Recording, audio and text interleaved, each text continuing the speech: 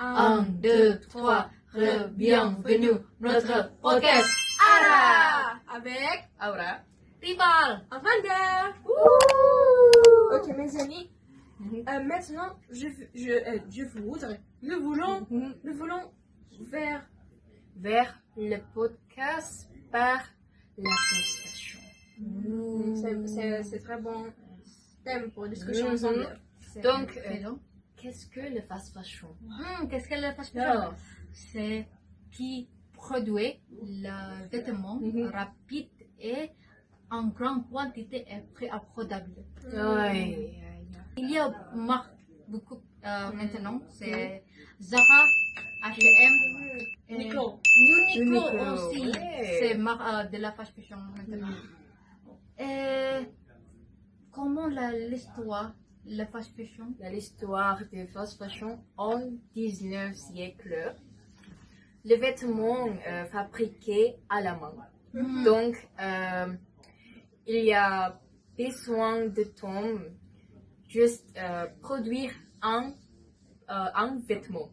Donc, après la révolution industrielle, l'usinier pouvait produire beaucoup de vêtements rapidement en grand nombre. Et entre l'année 1969 et 1990, la mode pouvait devenir plus en plus parce que les médias comme le TV et le magazine. Donc les gens suivaient le mode sans attendre plus longtemps. À ces moments, les marques comme La fast fashion. Comme le fast fashion inspiraient une dernière tendance à prix bas, comme le Zara, comme le H&M, et Uniqlo.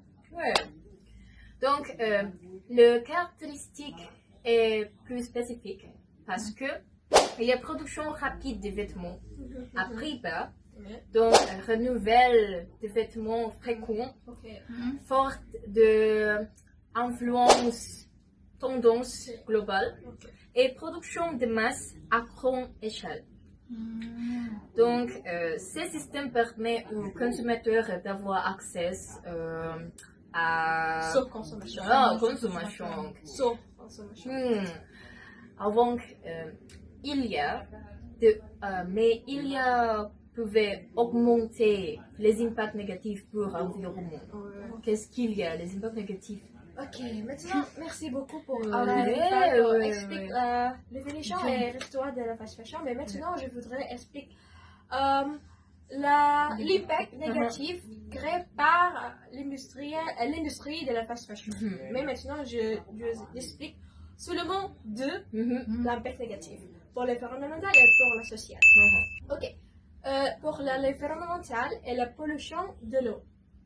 Ok, l'industrie de la fast fashion est la deuxième industrie qui consommait le plus d'eau au mondial.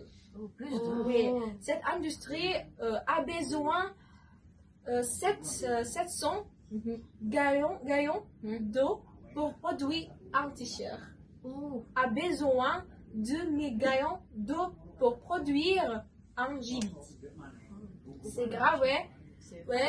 De plus, le processus de la fast fashion utilise des produits chimiques ne sont pas biodégradables. Ouais, aussi.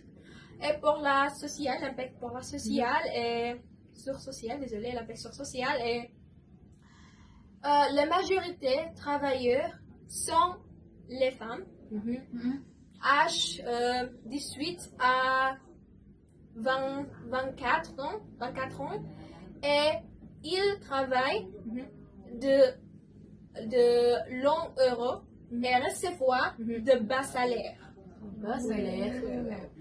Et ensuite, maintenant, nous, Maintenant, nous avons besoin de solutions pour ces problèmes. Pour les problèmes de la fast fashion. Qu'est-ce qu'il y a de solutions? Il y a une solution pour possible solution pour non, Juste c'est trois. trois. C'est trois parties. C'est trois parties importantes pour travailler ensemble pour réduire l'impact de la fast fashion. Pour la première partie, c'est le gouvernement parce que c'est créer réglementation. Par exemple, la France, c'est créer la réglementation de la loi AGIC 2020. C'est qui entreprise la interdit de jeter de vêtements entre deux. Avec la réglementation, c'est le surconsommation, l'objectif, la surconsommation. Désolé. Désolé. C'est pas grave. Pour la deuxième partie, c'est l'industrie. L'industrie changeait le matériau pour redable parce que la proposé avec par le président Emmanuel Macron, c'est Fashion Pack, c'est commitment avec la réduire les émissions de gaz, les émissions à gaz de effet serre. C'est pourquoi l'industrie changeait de produits matériaux durables. 3. C'est consommateur, pour la consommateur, c'est très important pour la changer de ces problèmes. Pour les consommateurs doivent le manier le matériau de vêtements pour choisir le matériau durable et longtemps. C'est important pour la quantité de vêtements. Qualité. Non, quantité. Désolé.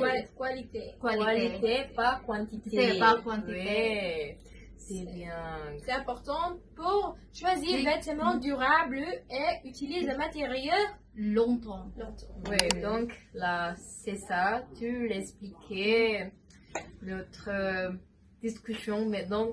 Donc, merci beaucoup. À la prochaine. Merci. Merci beaucoup. Au revoir. Bye.